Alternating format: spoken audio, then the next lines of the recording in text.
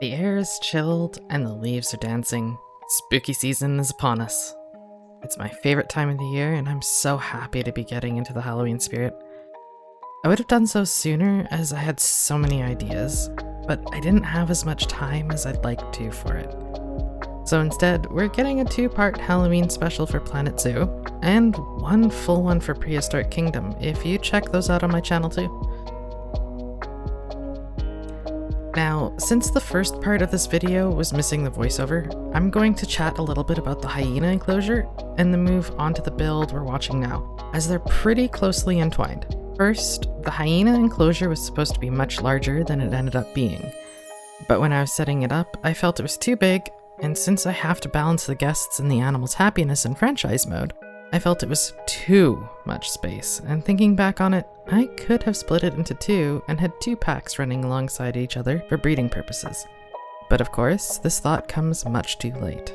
I decided on the spotted hyena for the overall enclosure for Halloween because I really liked the idea of hearing the chattering and haunting giggle of the hyenas coming from the mist and fog rolling through the boneyard style idea.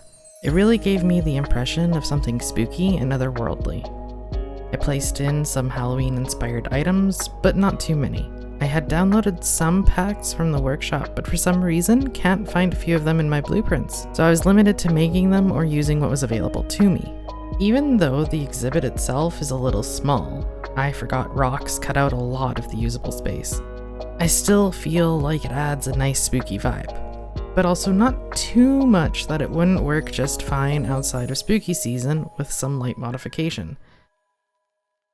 Now, onto the build we're watching. It's what I've lovingly named the Creepy Cabin. And I had this idea for a haunted house style building, but not just a haunted house. I wanted it to have some function that the zoo would use, and so I was thinking, well, what would I want to see in a zoo's building designed to give me chills? The answer was spiders and creepy crawlies, and things with too many legs. And thus, the creepy cabin for our Crawly friends was begun. While it does have the overall feel of a well-intended haunted house, I also wanted it to be usable at all times of the year with mild modification, and decided the zoo would probably happily stick Halloween decorations around the area, and really lean into the creepy time of the year to raise awareness and education for these usually feared and misunderstood friends.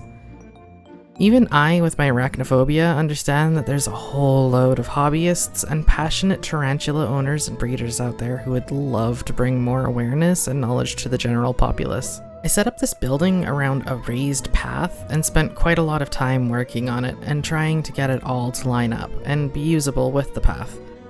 So the building itself is just one very large shell. I can just pick it up and move it, and the path and habitats would stay behind.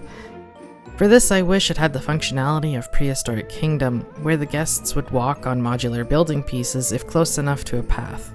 It would also have meant I could have made the building a much different shape. But alas, I'm working with what I have. As a whole, I think it's great. There's 5 habitats currently, with room for extra if I wanted. And I'll probably add in a few extra, because we don't even have a centipede in here. Just a few spiders, and a cockroach, and the scarab beetle. I'm missing out on the way too many legs side of creepy.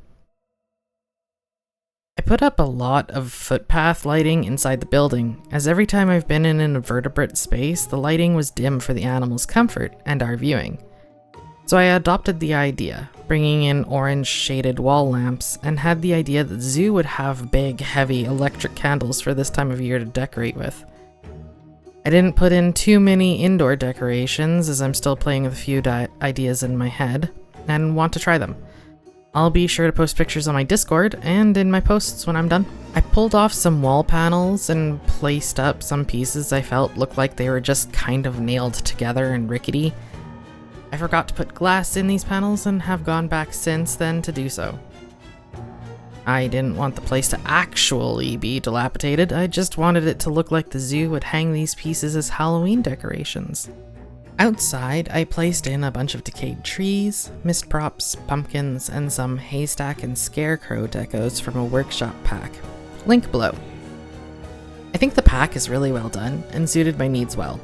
I also made a spider web to plop around. It's big and obviously fake looking, but I think it's adorable and gives me the giggles, even if it took me forever to build. I cut out a lot of things that were taking me ages to get to work. So many hours were put into this, it's a real testament to how little I build. Outdoor lighting was something I was struggling with a lot, so you'll see many different type of lights that are mix-matched. I haven't decided on a final style I want to go with as a whole. It might take some time to think on, but the floodlights that give off the green and orange glow all over the place I think are amazing and 10 out of 10. Took me a while to get them figured out just right. Too close and everything looks too saturated and bright. Too far and the parts just don't get lit up. There's a couple food and drink kiosks in here and a restaurant in the hyena habitat that people can go to and see the hyenas up close. While neither of these two ideas turned out exactly how I wanted them, I'm really happy with the turnout. It really shows that I'm learning to be comfortable with quickly adapting ideas and still presenting a feeling and overall goal in mind in a way that I feel well enough showing you all. Which is something in the beginning of doing YouTube videos I wasn't able to do, or at least not able to do with confidence. I'm glad to see growth in different ways. Perhaps in the future I'll come back and redesign this whole area. Perhaps I won't. But that brings me to the end of my talking time.